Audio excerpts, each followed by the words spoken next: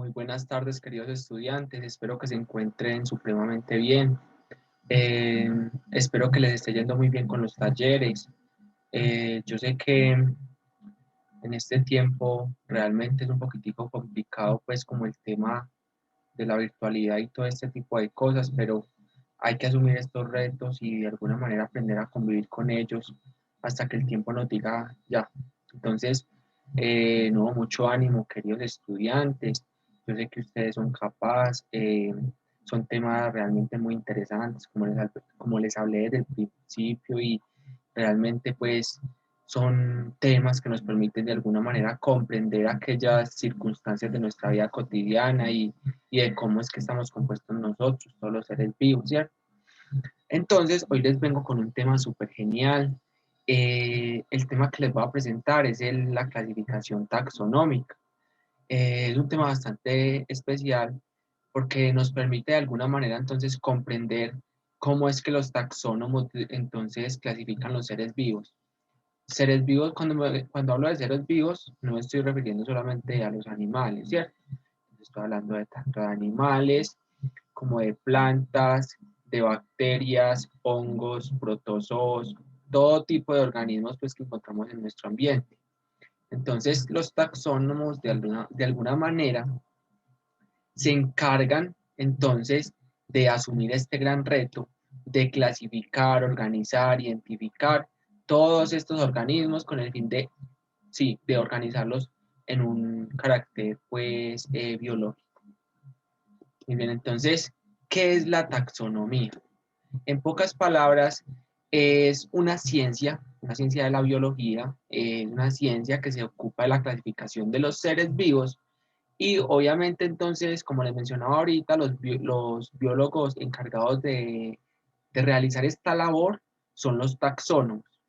De acuerdo con ello, entonces tenemos que ellos establecen una tasa, pero tasa con X, donde clasifican entonces los organismos emparentados con las mismas características, dividiéndolos de esta manera entonces en categorías o niveles taxonómicos. Nosotros vamos a conocer entonces cómo es que se ha llevado a cabo a través del tiempo este tipo de clasificación, porque eso no surgió de la nada, sino que tuvieron que haber muchos estudios para que pudiese consolidarse entonces este tipo de ciencia. Entonces, como nos dice acá, a continuación te invitamos a conocer parte de la historia de la taxonomía, lo que te ayudará a comprender cómo las ideas científicas, al igual que las especies, se transforman en el tiempo.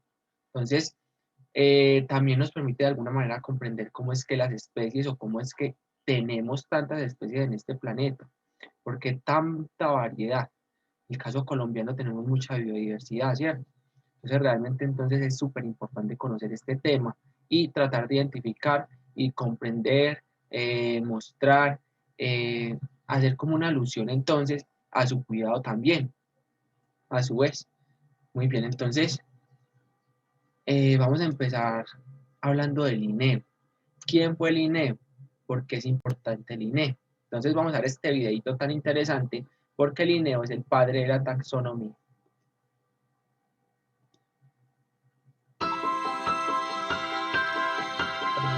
El padre de la taxonomía.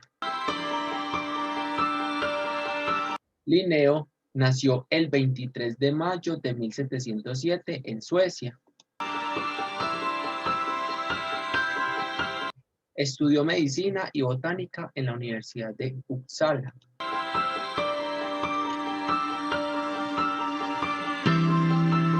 Donde comenzó a desarrollar su propio método de clasificación.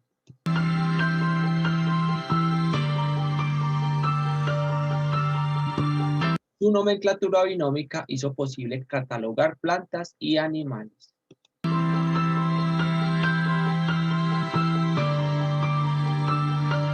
Sus obras relacionadas más influyentes fueron Genera Plantarum y las especies Plantarum.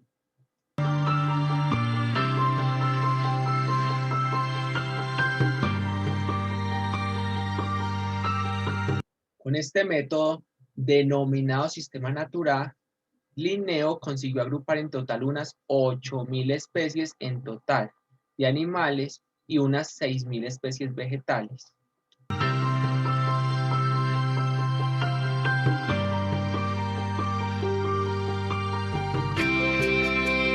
Linneo consiguió así el sistema universal de clasificación de organismos más utilizado en el mundo.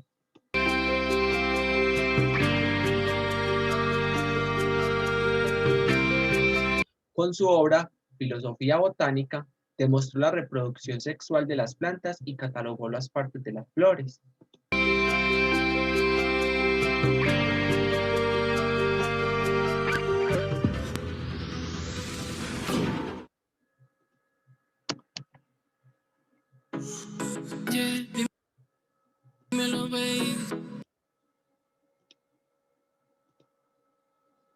Entonces, como les mencioné, entonces este tipo de nomenclatura, la clasificación taxonómica, entonces inició con un autor muy importante.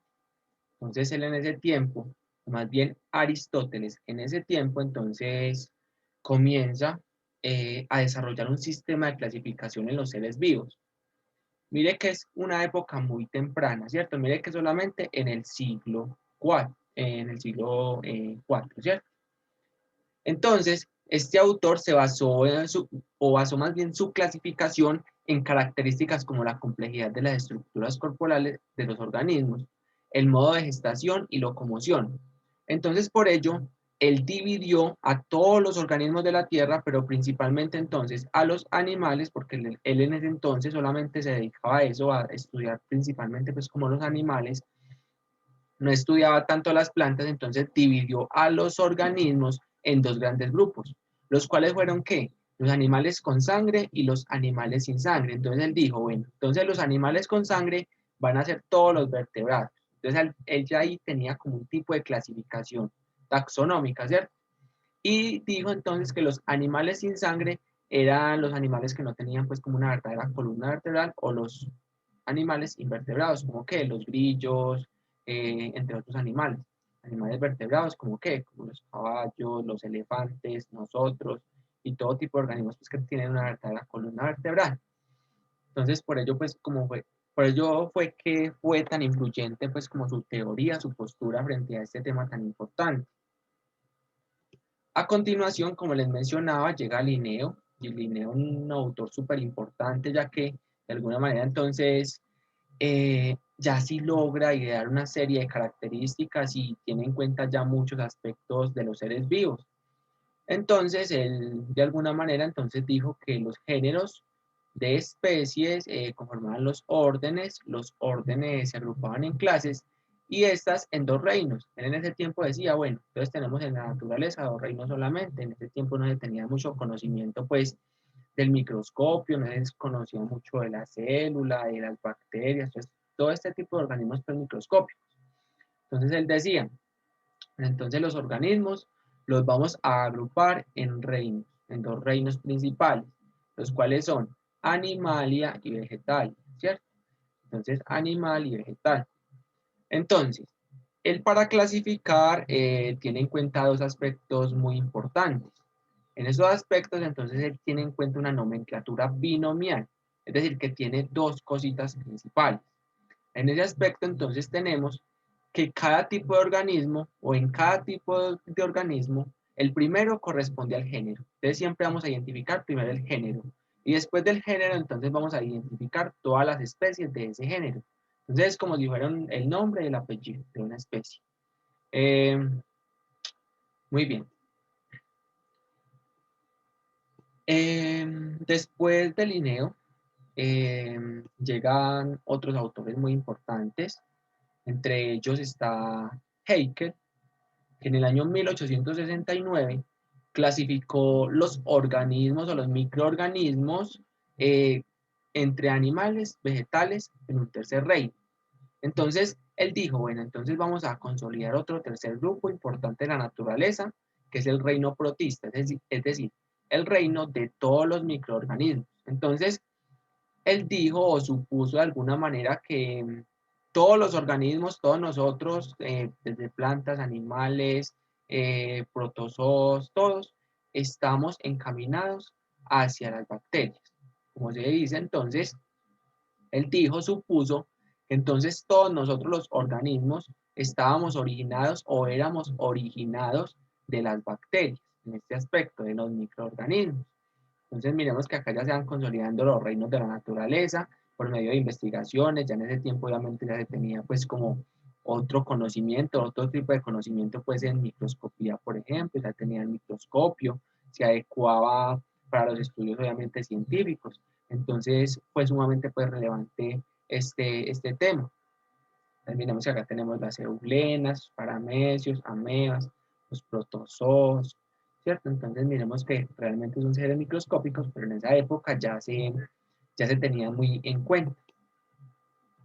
Entonces miremos cómo aparece ese cuarto reino. En ese cuarto reino dijeron de alguna manera entonces que eran las bacterias principalmente, ¿cierto?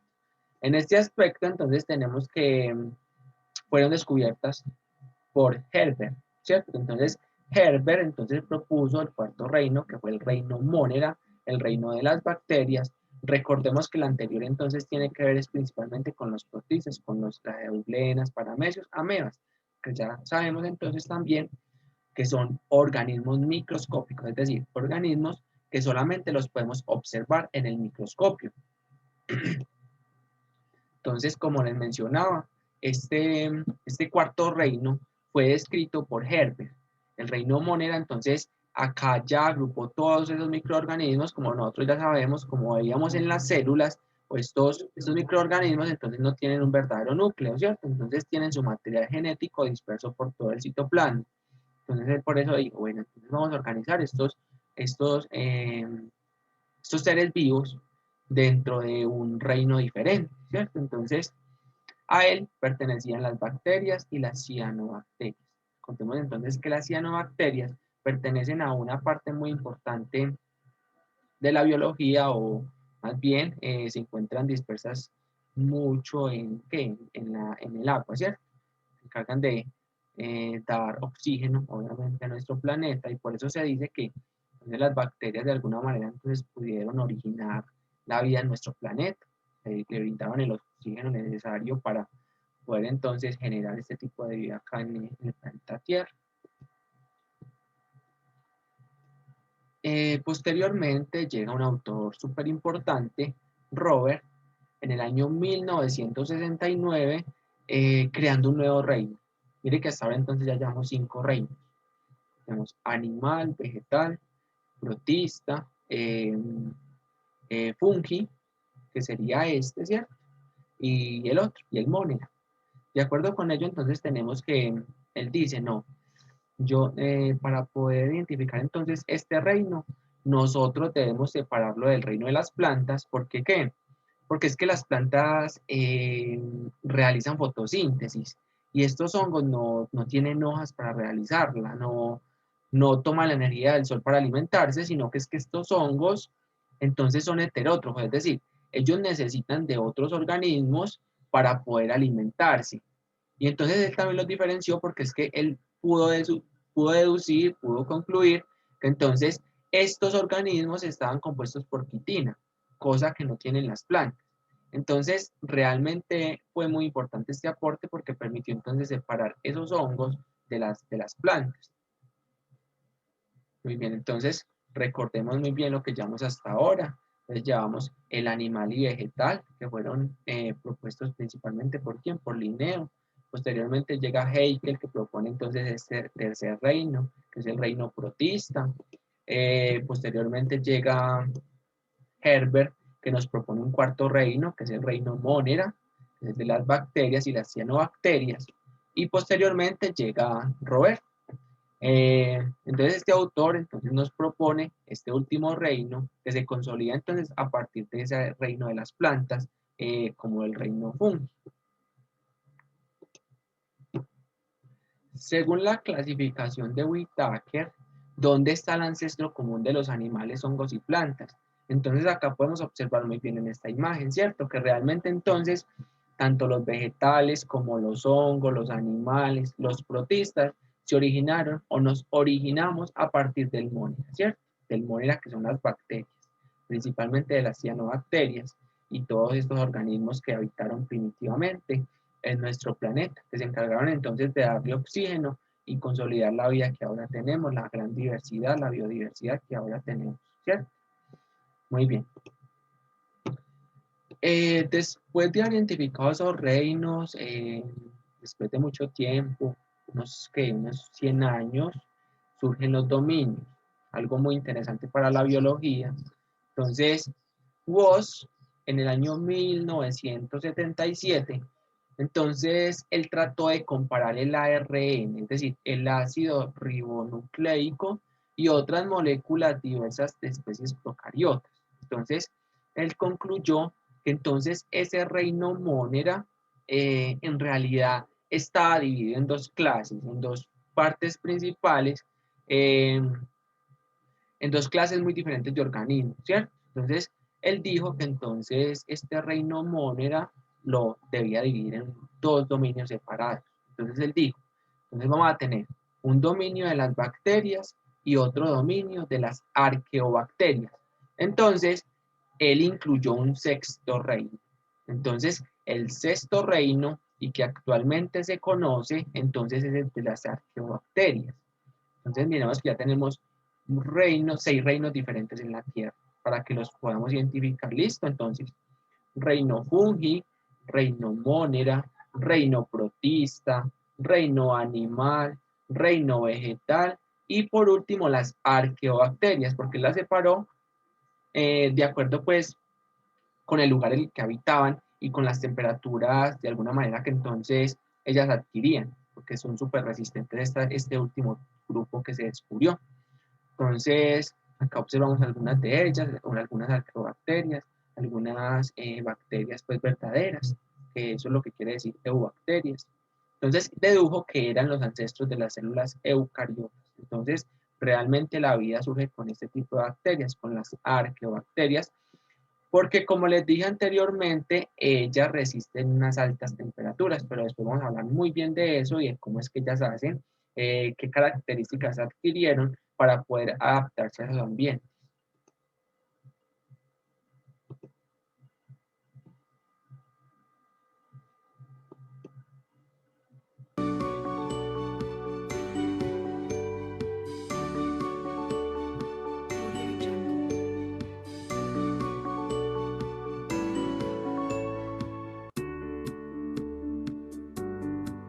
Las bacterias son células muy sencillas, carecen de núcleo y tampoco presentan organelas en el citoplasma. Son organismos unicelulares y se encuentran en todos los ecosistemas. De todos los organismos, las bacterias son las más abundantes en el planeta y constituyen la forma de vida más primitiva. Probablemente son los primeros organismos que surgieron en nuestro planeta. Existen rastros fósiles de hace 3.800 billones de años. En la clasificación de los dominios aparecen dos grupos de procariotas.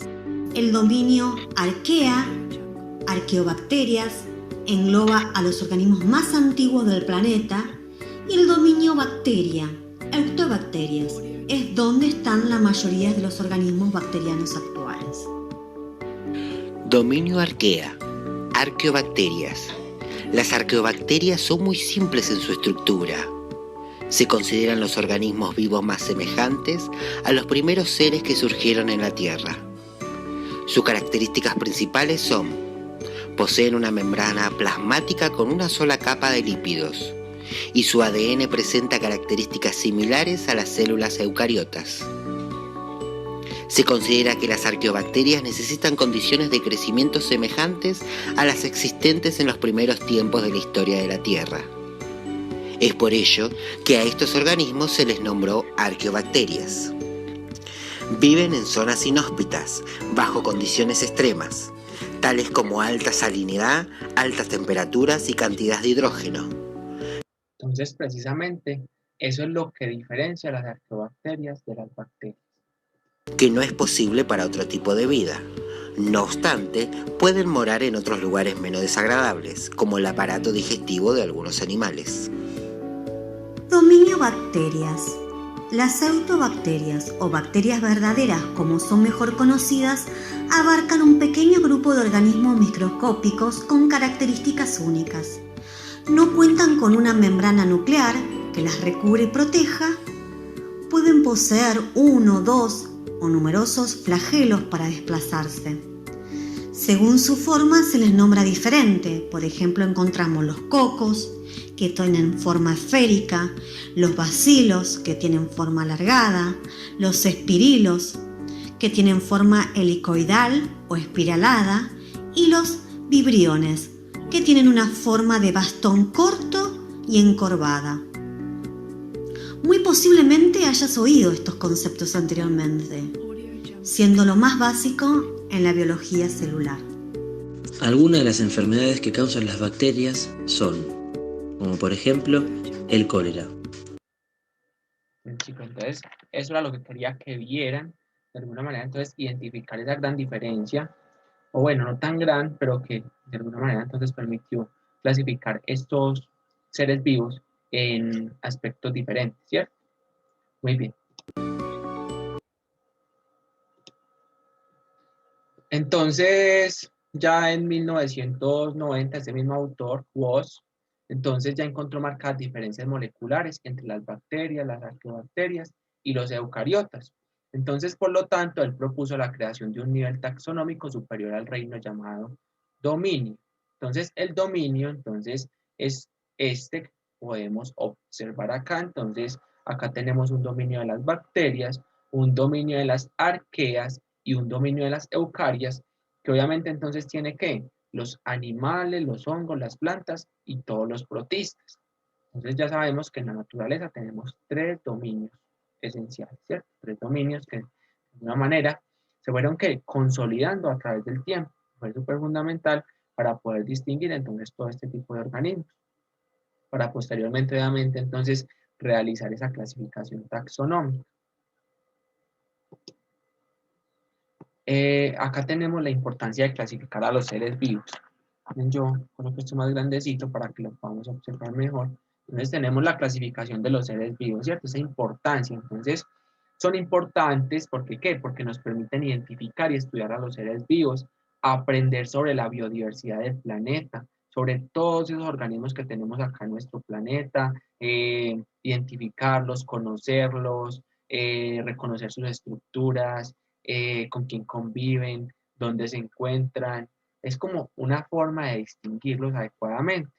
Conocer el estado de conservación de las especies, obviamente nos permite predecir qué especie está en peligro de extinción, qué especie ya no existe, qué otras especies podemos encontrar, este tipo de cosas.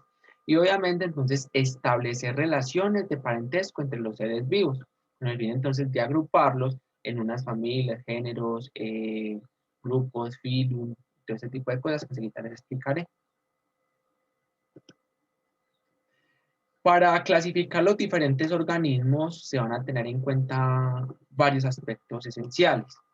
En este caso vamos a tener en cuenta el cernícalo, el Falco sparverius, que es un pequeño halcón presente en toda América. En Chile habita desde Atacama hasta la Tierra del Fuego.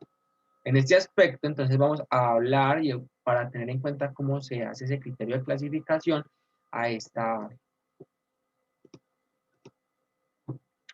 En primer momento se va a tener en cuenta un carácter ecológico. Entonces, este carácter ecológico lo que nos quiere decir es que se van a estudiar aspectos del hábitat de estas especies, todas esas relaciones que se tienen entonces con todos los organismos. Es decir, en este caso, entonces el cernícalo habita en casi cualquier tipo de ambiente, costa, valle o montaña, pero menos en bosque denso y la tundra, perdón. Entonces, el carácter ecológico tiene que ver es como con la distribución de ese organismo dentro de los diferentes ecosistemas, ¿cierto? Una palabra lo dice ecológico, que viene de ecosistema. Carácter molecular. Entonces ya ese carácter molecular va a estudiar toda esa estructura de ADN, todas esas proteínas, todo ese código genético, ¿con el fin de qué? Con el fin de identificar entonces cuáles son sus parecidos, cuáles son sus descendientes, qué características tiene con otros o con otros pájaros, por así decirlo. En este caso, por ejemplo, la información genética del cernícalo es similar a la de otros halcones, como el halcón peregrino o gavilán, Falco peregrinus, casino. Entonces, de acuerdo con ello, miremos que vienen del mismo género, pero difieren en sus ¿qué? En su especie, ¿cierto? Entonces, eso también es súper importante. Ya ese carácter morfológico que tiene que ver en gran medida con qué, con esa apariencia de los organismos. En este caso, entonces tenemos, no sé, el color de piel, el tamaño de las patas, el tamaño del pico, si tiene plumas o no, si puede volar. Entonces, en este caso, por ejemplo, entonces, el cernícalo mide de 28 a 30 centímetros de largo y 50 a 60 centímetros de envergadura. Entonces también acá se tiene en cuenta ese tamaño, este tipo de cosas. Entonces tiene patas con garras, pico ganchudo y el lomo de color rojo, ladrillo. Entonces miremos que son como las características físicas de los organismos. Entonces ya tenemos tres aspectos principales y esos que se tienen en cuenta a la hora de clasificar. Carácter ecológico, molecular y el carácter morfológico. A continuación, vamos a ver dos que también se tienen en cuenta y que son fundamentales, que serán entonces ese carácter citológico, que ya tiene que ver entonces más con ese funcionamiento celular, entonces, y con esa estructura celular, obviamente, de los organismos. En este caso, el cernícalo tiene células eucariotas, ¿cierto? Células que presentan un verdadero núcleo, entonces, por ello, entonces, esta ave se clasifica en el dominio eucario, ¿cierto? Porque son los organismos que presentan un verdadero núcleo. Y por último, y también muy importante, será el carácter fisiológico, entonces ya que se encarga de analizar el funcionamiento del cuerpo de todos los seres vivos, los órganos, los sistemas, todo ese tipo de cosas. Por ejemplo, la respiración por sacos aéreos. Si lo hubiéramos hecho, no sé, con un pez, respiración por las branquias. Eh, en caso de nosotros, los seres humanos, respiración, nosotros respiramos por los pulmones, ¿cierto? Entonces, es como un tipo de clasificación también importante y que se debe tener en cuenta a la hora de analizar todos estos organismos de la Tierra. Bien, entonces serían pues como esos 5 principales. Bueno, luego de haber analizado pues todas esas características de cada organismo, obviamente eso tiene que ser un análisis muy causal, muy a fondo, muy a profundidad para poder llegar a las posibles conclusiones. Entonces, esos organismos se van a organizar en categorías taxonómicas, de la más general a la más particular, empezando obviamente entonces con ese dominio. Ya sabemos los dominios de la naturaleza, los cuales son ¿qué? ¿Cuáles son? Las bacterias, las arqueas y qué más, y las eucarias, ¿cierto? Entonces acá tenemos dominio, reino, división, clase, orden, familia, género y por último entonces será la especie, que será el nombre que se le va a asignar entonces a ese organismo. En ocasiones es necesario incluir otras intermedias como superorden y superfamilia, pero no ocurre en la mayoría de veces. A continuación, entonces, vamos a ver un diagrama en el cual se modela una taxonomía de la Lerce o la WAN. Miramos que entonces ese nombre científico será el Fitzroya purpresoides. Entonces, estos árboles son milenarios y pueden alcanzar los 45 metros de altura y habitan preferentemente en ambientes de extrema humedad. Aquí lo observamos. Entonces, vamos a analizar cómo es que clasifican ese organismo. Miremoslo acá, ahí tenemos una imagen muy bonita de ese organismo, de esa planta, ¿cierto? De ese árbol. Entonces, obviamente, como les dije, vamos a empezar desde el dominio, que será el mayor de todos. Entonces, tenemos el dominio que pertenece al dominio eucaria, dominio de las eucariotas. Tienen células verdaderas, perdón, células con un verdadero núcleo. Pertenece al reino de las plantas, ¿cierto? Tiene una división de espermatófila. Tiene una clase coniferae porque de alguna manera entonces su forma de reproducción se hace por medio de coníferas. El orden Cupresales, la familia Cupressaceae y Opinesae, el género Fictroia y la especie Fictroia cupresoides, ¿cierto? Entonces será entonces el nombre de ese árbol tan importante pues acá en nuestra región. Entonces, como les dije, esa clasificación taxonómica entonces viene dada por un dominio, un reino, una división, una clase, un orden, una familia, un género, y por último entonces será la especie. Miremos que la especie entonces se va a envolver dentro de todos esos organismos, dentro de toda esa clasificación. En el caso, por ejemplo, de nosotros, los seres humanos, nosotros pertenecemos al filum de los cordados. Obviamente nosotros somos animales, entonces pertenecemos al dominio Eucaria. Somos o pertenecemos al filum de los cordados. Tenemos como clase mamíferos, ¿cierto? Nosotros somos mamíferos porque nosotros entonces de alguna manera alimentamos a nuestras crías con leche. Tenemos mamas productoras de leche, pertenecemos al orden de los primates, pertenecemos a la familia de los homínidos, nuestro género será el Homo y la especie entonces somos el Homo sapiens, ¿cierto? En el caso pues de nosotros los seres humanos. En el caso por ejemplo de una mariposa, tenemos que son animales, pertenecen al reino animal, pertenecen al dominio Eucaria, ¿cierto? Como ya les dije entonces, porque presentan una verdadera o un núcleo verdadero, ¿cierto? Tenemos el filum, que serán los artrópodos, las mariposas pertenecen a los artrópodos, a la clase de los insectos, orden Lepidoptera, a la familia Nymphalidae, al género Morpho y la especie Morpho sp. En ese caso, entonces, cuando nos hablan de una, no sé, de una mariposa, entonces nosotros vamos a decir, tráigame un amor, ya. O cuando estamos hablando de los humanos, entonces vamos a decir, eh, voy a hablar con un Homo sapiens. Entonces, de acuerdo con ello, entonces es muy importante porque permite entonces clasificar todos los organismos vivientes en la Tierra.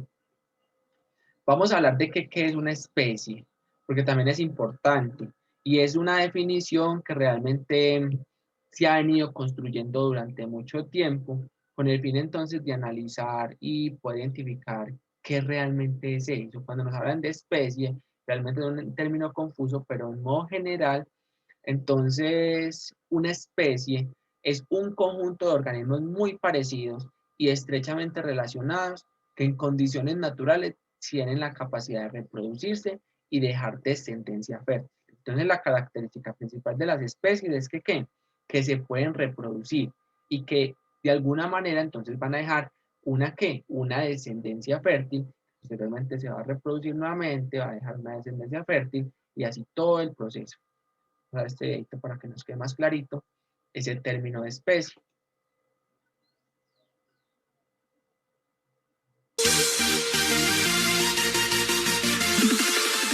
Una especie es un grupo de individuos relacionados genéticamente entre sí y pueden tener una descendencia fértil. Los individuos que no son miembros de la misma especie no pueden producir hijos que puedan tener hijos. Interesante, ¿no? A cierta ciencia. Muchas gracias por ver el video. Espero te haya sido...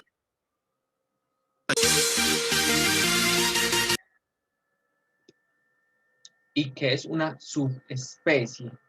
Entonces, acá también es muy importante tener en cuenta que una subespecie entonces son las poblaciones que pueden diferir en algunos rasgos morfológicos.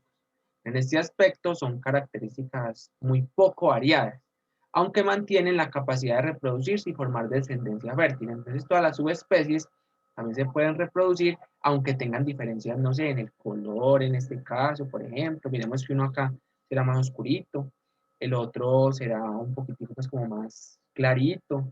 No sé, el tamaño de las hojas, de las orejas puede diferir un poquito, el color de los ojos, características pues como muy, pues que no tienen que ver tanto pues en ese aspecto. Entonces, para su escritura se incluye un tercer nombre. Por ejemplo, en este caso tenemos el puma con color, sería un puma que habita en el sur de Sudamérica, y la subespecie puma con color, que sería este. Miramos que entonces acá le agregaron un tercer nombre que pertenece al nombre, que pertenece obviamente al norte de Sudamérica.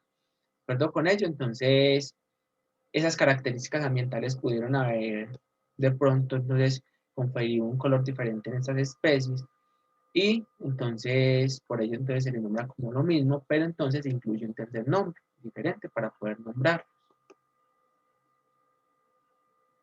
Por último, vamos a ver este videito sobre la pérdida de biodiversidad, que realmente en nuestro territorio se está evidenciando mucho este tema. Están extinguiendo muchas especies, muchas subespecies.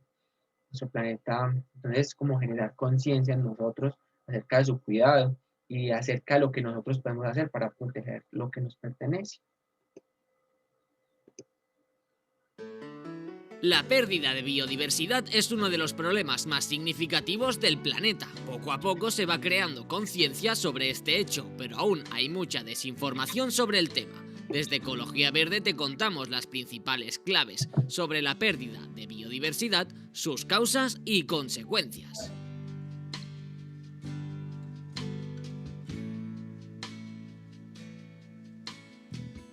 Causas de la pérdida de biodiversidad. Hoy en día existe un grave problema en el medio natural, y es que se está produciendo a pasos agigantados la desaparición de los ecosistemas terrestres y toda la biodiversidad que albergan. Se estima que, de las más de 47.000 especies evaluadas, en torno al 36% se encuentran en peligro de extinción, aunque hay que tener en cuenta que esta desaparición también se está produciendo a ritmo acelerado en el medio acuático. Esta pérdida de biodiversidad se debe a diversos factores, entre los que se encuentran principalmente la sobreexplotación del medio natural, la pérdida de los hábitats de las especies, la contaminación del medio ambiente, la introducción de especies exóticas e invasoras y los efectos del cambio climático. Consecuencias de la pérdida de biodiversidad.